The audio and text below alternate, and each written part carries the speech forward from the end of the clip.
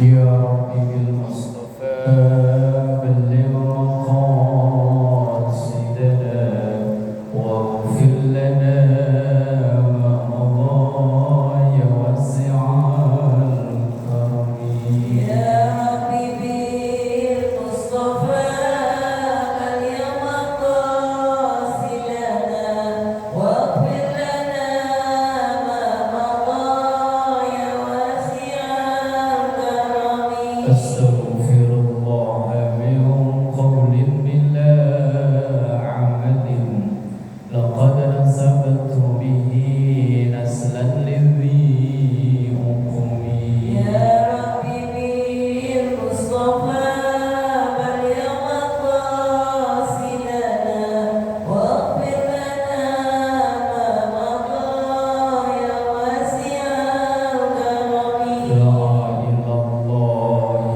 فالمستمسكون به مستمسكون بحبل غير منفصم يا ربي بالمصطفى اليوم قاصدنا واغفر لنا ما مضى يا واسع الكرم اللهم صل وسلم وبارك عليه وعلى آله وأصحابه الحمد لله وحده والصلاة والسلام على رسول الله سيدنا ومولانا محمد بن عبد الله وعلى آله وأصحابه ومن تبعه بإحسان إلى يوم القيامة أما بعد حضرات العلماء وحضرات الجماعة Majelis Taklim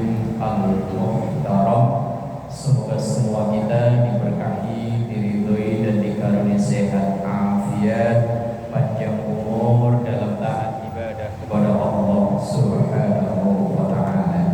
Alhamdulillah, mari bersama kita mengawali dengan mendoakan kedua orang tua kita, guru-guru kita, para pendahulu kita, semua orang yang berjasa berbuat baik kepada kita, terkhusus yang mewakafkan untuk Masjid Al-Muhtaram ini, dan yang sakit mungkin jamaah kita, saudara kita atau tetangga kita yang saat ini sakit, kita doakan semoga sakitnya disembuhkan oleh Allah. Ada hadiniyah wa ila hadratin Nabiyil Mustafa Muhammadin sallallahu alaihi wasallam. Syarillahi lahum al-Fatihah. A'udzu billahi minasyaitonir rajim. Bismillahirrahmanirrahim. Alhamdulillahi rabbil alamin arrahmanir rahim maliki yaumiddin. Iyyaka na'budu wa iyyaka nasta'in. Ihdinas siratal mustaqim. Shiratal ladzina an'amta 'alaihim ghairil maghdubi 'alaihim waladdallin. Amin. Bismillahirrahmanirrahim. Al-Arba'in Nawawi halaman 10. Al-Hadisul Khamisu, hadis yang nomor 5. An Ummil Mu'minin, diriwayatkan dari ibunya orang-orang beriman. Semua istri Rasulullah disebutnya Ummul Mu'minin. Lah kalau di kita di Indonesia istrinya presiden ya ibu negara. Kalau sekarang ibu negaranya siapa? Enggak ada ya? Enggak ada berarti ya? Enggak ada. Istrinya RT yang dipanggil Bu RT, istrinya RW yang dipanggil Bu RW. Ya, istrinya Rasulullah disebutnya ibunya orang yang beriman, Ummul Mu'minin.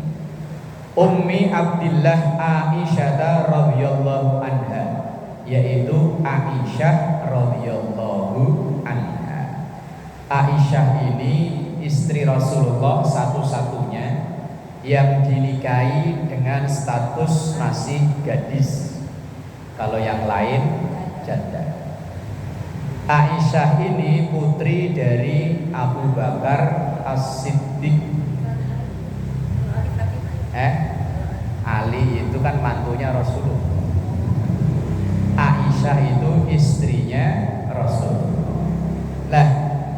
hadis yang berkenaan dengan pribadi Rasulullah. Yang meriwayatkan terbanyak adalah Aisyah. Umpama karena istri beliau itu kan sering dengar, sering lihat suaminya. Makanya hadis yang berkenaan tentang bagaimana kalau Rasulullah tidur, bagaimana Rasulullah makan, minum, mandi, pokoknya yang bersifat pribadi itu rata-rata yang meriwayatkan adalah Aisyah. Bagaimana Rasulullah kalau sholat malam, itu yang meriwayatkan mayoritas adalah Aisyah, istri Rasulullah Sallallahu Alaihi Wasallam. Radhiyallahu anha, semoga Allah meridhai dari Aisyah binti Abu Bakar, putrinya Abu Bakar. Qalat, Aisyah berkata, qala bersabda Rasulullah sallallahu alaihi wasallam. Bersabdalah Rasulullah sallallahu alaihi wasallam. Man, siapapun ahdasa, yang membuat baru, yang menginovasi. Inovasi itu kan membuat baru ya, memperbarui. Fi amrina, dalam urusan kami, alias namanya dalam urusan agama. Hadza, ya ini itu maksudnya ya agama ini. Ma laisa minhu, yang tidak ada contohnya. Fahuwa raddun, maka itu tertolak atau tidak diterima. Orang yang membuat yang baru dalam urusan agama, nggak ada contohnya dari Rasulullah, maka itu tidak diterima. Lah ini yang disebut dengan bid'ah.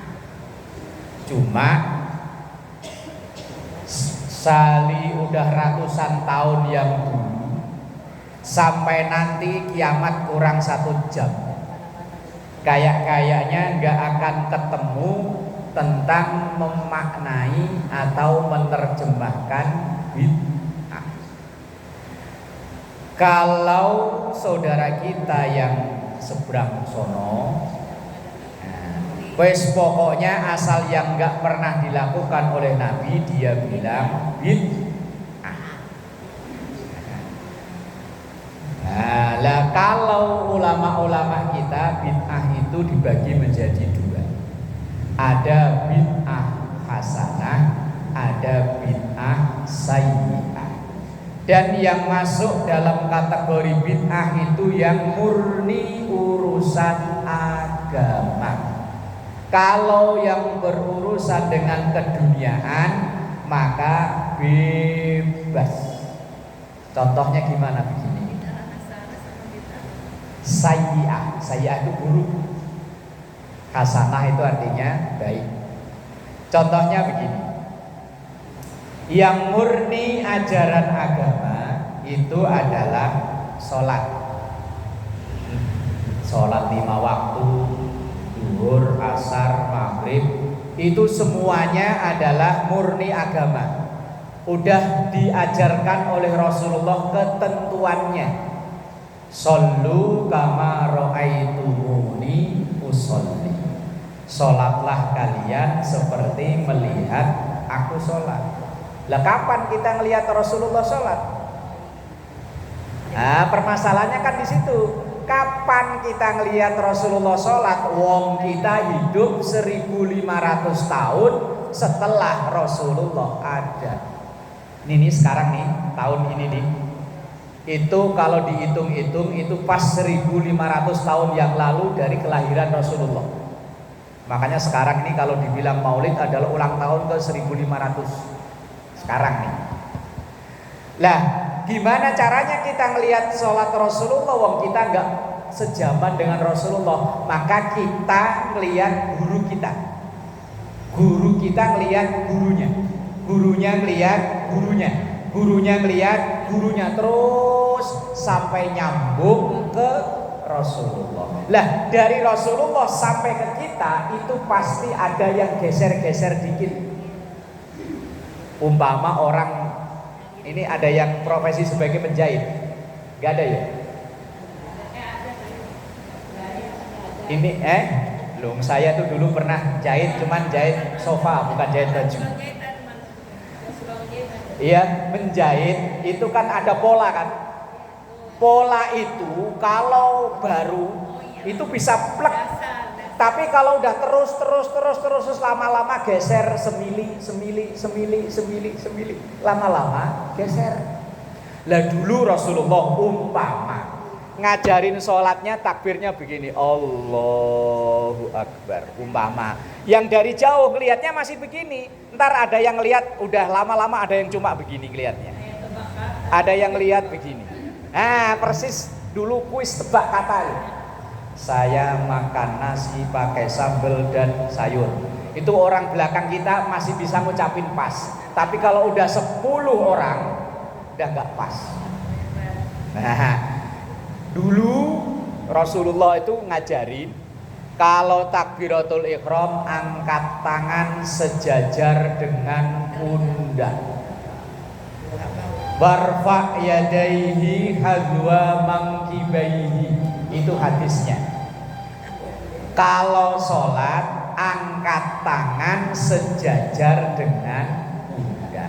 Lah akhirnya timbul permasalahan, sejajar pundak itu seberapa? Kalau guru-guru saya ngajari sejajar itu sejajar ke atas. Makanya tangan ujungnya ini nyentuh kuping. Ada yang sejajar itu sejajarnya ke depan. Allah, ada yang lihat ya? Ini kan sejajar kan ya? Nah, ada yang sejajar tapi ke samping. Oh, tapi semuanya benar sejajar kan ya? Semuanya benar sejajar. Lah tapi Rasulullah dulu nyontohi gimana? Ya kita nggak tahu, udah 1500 tahun yang lalu kok. Hanya Rasulullah bilang angkat tangan sejajar dengan pundak. Sejajar ya segini ya sejajar ke sini ya. Kesini ya sejajar ke sono, atau sejajar ke atas. Lah kalau saya ditanya, kalau saya ke atas karena guru saya nyontoinya dulu ke atas. Allah, ini kan sejajar ke atas kan? Ini ujung ini nyentuh telinga. Lah kalau saya ditanya sejajarnya kemana? Ke sini, wong guru saya ngajarinnya ke sini. Kalau mau ke sini, ya terserah. Lah kemudian setelah itu meletakkan tangan tahta sodri, di bawah dada. Dada itu ini apa sini? Kalau ini bukan dada ya, bukan, dada itu ini kan, ini kan dada kan, ya berarti di bawah dada, berarti begini di bawah dada kan ya. Oh, begini ya di bawah dada, begini ya di bawah dada. Lah sambil megangin sarung ya masih bawah dada kan? Lah iya kan sambil begini kan. Lah iya. Makanya ketika Allahu Akbar patokannya letakkan kedua tangan di bawah dada. Kalau dada itu kan ini kan? Ya bener ya. Berarti kalau ini berarti kan di bawah kan? Nah, biasanya saudara kita yang di sono kan begini. Begini kan? Lah kalau kita kan biasanya agak turun sini. Ya penting kan di bawah dada. Begini ya di bawah dada, terus tadi sambil megangin sarung ya di bawah dada.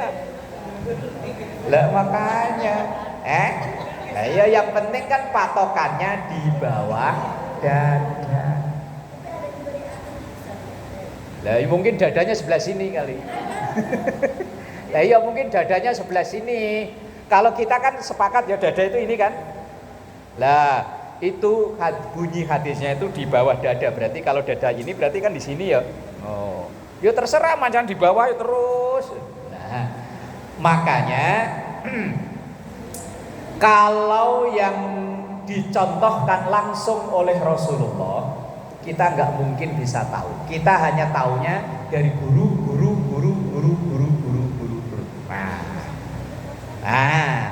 ini kalau percandaannya itu ini dulu saya punya tetangga orang Pandeglang, tetangga di sini. Itu kalau sholat memang begini. Cuman orangnya itu Pak Haji orangnya suka bercanda. Saya bercandain Pak Haji, itu sholat sambil begini, kok gak di depan? Oh ini dulu ngajak bapak saya, abah saya ngajarin gini sholat sambil nunggu jagung. Bawa golok, ntar kalau ada maling langsung wush. Bercandaannya dia itu mah. Tapi memang ada keterangan dalam kitab Kasyifatus saja. Imam penulisnya Imam Nawawi Banten, orang Tanara. Ada orang Tanara ini, Banten, Kulon. Lah itu memang beliau kalau mengajarkan meletakkan tangan itu tidak pas di tengah, tapi agak geser ke kiri, tapi gesernya jangan kebanyakan. Ini ibu kalau ada apa-apa yang kerasa deg-degan itu sebelah mana? Kanan. Kita misalnya kalau melihat apa atau nunggu apa, misalnya ibu punya anak mau lahiran, ibu kan deg-degan. Deg-degan itu ibu rasakan berada di sebelah mana? Sini kan? Sini kan? Nah, ini berarti kan adanya jantung, hati dan macam-macam itu adanya di sini. Makanya kalau Imam Nawawi Banten mengajarkan kalau sholat sedekap itu agak geser ke kiri sambil ini loh.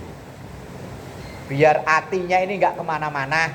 Maksudnya itu begitu. Tapi ada yang kebablasan memang sampai sini. Iya kebablasan. Aslinya beliau itu kalau ngajarin sholat tidak pas ke bawah tengah gini enggak, tapi agak geser ke kiri sambil ini tangan yang sini agak megang ini yang deg-deg, yang kalau deg-degan itu jantung. Nah, itu Imam Nawawi Banten ngajarinya begitu. Seandainya Allahu Akbar kok tangannya langsung gini, sah sholatnya sah. Wong seandainya begini aja sah kok. Tapi yo alangkah songongnya yo. Allahu Akbar. Kanan kiri lagi begini yo. Ya, begini kan. Allahu Akbar. Wah alangkah songongnya ngajakin berantem. Nah, kembali ke persoalan bahwa yang tidak dicontohkan oleh Rasul itu yang disebut dengan bid'ah. Tapi itu murni dalam masalah agama. Sholat yang diajar oleh Rasulullah kalau duhur 4, subuh 2. Umpama kita begini, wah subuh cuma 2, saya masih semangat nih, tambahinlah 2 lagi. Nah itu yang disebut dengan bid'ah. Kalau pakaian ini budaya bukan agama. Walaupun pakaian ini dipakai saat sholat, makanya yang dipakai oleh Rasulullah sama kita beda. Lah walaupun ini nyebutnya baju apa nih yang saya pakai ini? Baju koko ya. Koko itu kan nama orang yang punya toko emas di depannya. Orang Cina. Lah kalau ini seandainya kok baju agama, namanya mungkin ya baju Ahmad gitu ya, baju Muhammad. Malah namanya baju koko, bajunya orang Cina. Makanya baju ini budaya. Lah budaya itu terserah. Agamanya cuman perintahnya kalau sholat tutup aurat. Nutupnya pakai apa, modelnya apa, terserah. Wah, mukena zaman dulu sama zaman sekarang juga modelnya beda kok ya. Zaman dulu itu setahu saya mukena itu los. Lah iya los kan, los terus gak ada motif apa-apa. Lah iya, lah coba sekarang mau di Jawa, mau di Sunda, mau di mana, mukena itu rata-rata ada motifnya macam-macam. Ada yang gambar kembang-kembang, ada yang belakang sini saya pernah lihat malah tulisan mengenang 40 hari almarhumah. Sini nih. Jadi baca. Iya mukena. Saya pernah lihat masalahnya. Digantung di lemari di masjid itu kan kelihatan tulisan di sini. Travel al opo gitu ya. Ajaran agamanya yang nggak boleh dilanggar itu nutup auratnya. Itu yang ajaran Nabi. Lah, sementara pakai apa, modelnya apa, bagaimana, itu budaya, terserah. Nabi hanya ngajarin kalau sholat di masjid, tapi modelnya masjid terserah. Makanya model masjid di Indonesia ini macam-macam ya. Ini yang sama persis dengan Al-Muhtaram mungkin nggak ada di dunia ini. Nggak ada kan? Nah, iya. Makanya kalau seandainya modelnya disuruh persis sama dengan Masjid Nabi, Masjid Nabi itu malah kayak, ibu pernah lihat orang bikin arena lomba burung dara? Pernah lihat nggak? Arena lomba burung dara itu cuma tiang 1, 2, 3, 4. Lah dulu masjid di zaman Nabi itu cuma gitu tok. Ini tiang sebagai pembatas. Terus kemudian di depan sini ada mimbar. Terus atas mimbar ditutup cuman pakai daun pelepah kurma. Cuman itu tok masjid di zaman Nabi. Lah terus lantainya pasir. Jadi kalau ada orang sholat ya bawa gelaran sendiri. Kalau yang nggak punya gelaran ya langsung wes sujud ya di pasir. Bisa ngebayangin kalau sholat duhur asar kayak apa panasnya. Wong sekarang yang Masjid Nabawi itu udah pakai ini apa namanya, kanopi loh yang luaran. Itu kalau pas musim panas kayak apa panasnya. Kalau mau kayak zaman Nabi itu semuanya ini dibongkar. Jadi kayak lapangan. Pendopo masih penting ada atapnya. Ini nggak ada atap, cuman ini tanah lapang dipatokin 4 sebagai pembatas doang. Lah terus depan ini ada mimbar. Terus atapnya mimbar itu hanya daun-daun kurma yang asal taruh aja. Hanya biar Rasulullah nggak kepanasan. Kalau yang lain tetap itu masjid zaman Nabi.